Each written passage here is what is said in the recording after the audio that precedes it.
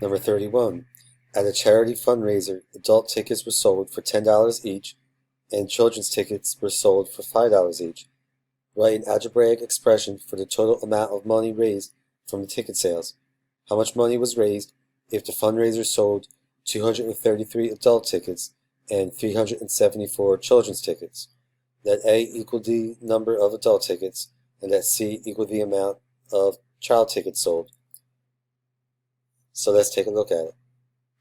So like we said, A is the number of adult tickets sold, and C is the number of child tickets sold. We're told that adult tickets sold for $10 each. Each means multiplied, so if we're writing this as an expression, we'll say 10A. Children's tickets were sold for $5 each, so 5C, because child tickets is C. So our expression is going to be 10A plus 5C. Now the second part asks you to find the total of money raised given a certain amount of adult tickets and children's tickets sold.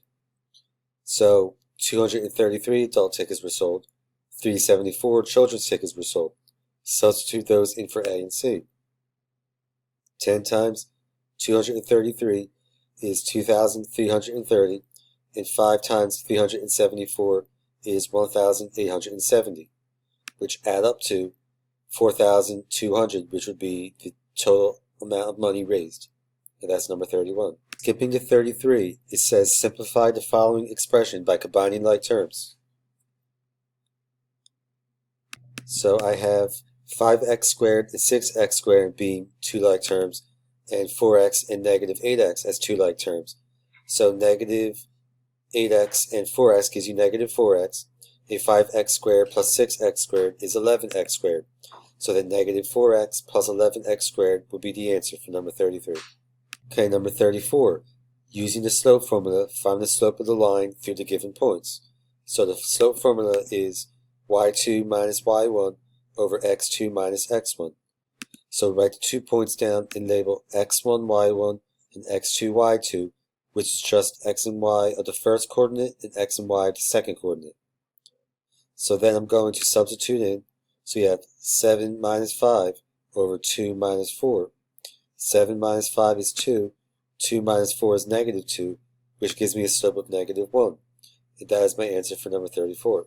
Alright, for number 36, it says write the equation of the line in slope-intercept form. Slope-intercept form is y equals mx plus b. Slope is m, b is y-intercept. So all we'll do is substitute in. So m is 4 over 7. Y-intercept is 8. So y equals 4 over 7x plus 8. And that's number 36.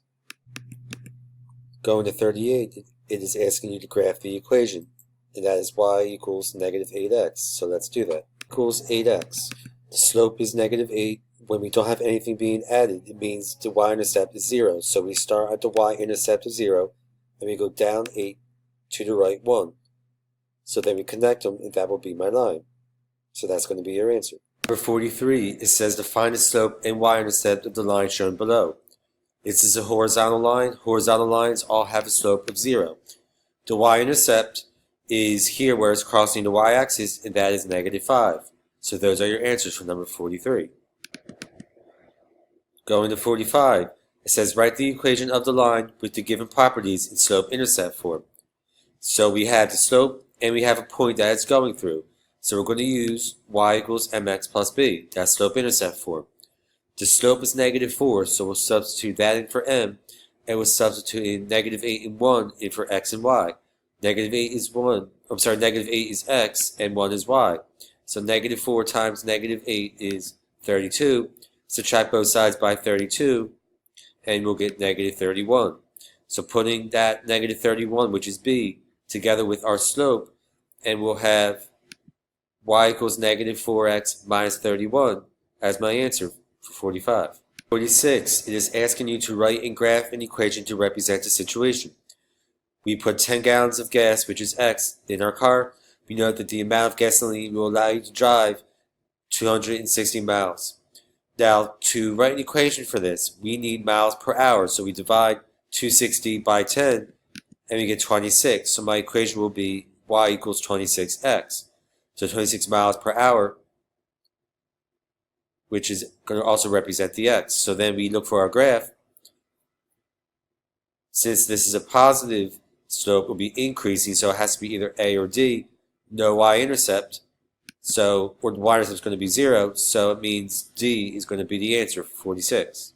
48, it says multiply the expression using the product rule, meaning you just add the exponents. So 7 plus 16 is 23, so x to the 23 is your answer.